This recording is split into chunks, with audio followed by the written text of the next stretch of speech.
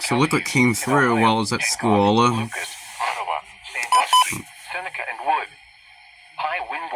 High wind warning came through while I was at school today. Look at that. What? Southeast winds shifting southwest at 25 to 35 miles per hour with gusts up to 60 miles per hour expected. Where? Portions of north central, northeast, and northwest Ohio. When? From 4 p.m. this afternoon to 7 p.m. Eastern Standard Time Saturday. Impacts.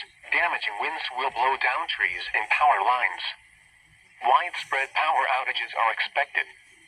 Travel will be difficult, especially for high-profile vehicles. Additional details. The two windows of strongest wind gusts will be late this evening, and then Saturday morning and afternoon. Gusts over 40 miles per hour can linger through Saturday evening. People should avoid being outside in forested areas and around trees and branches.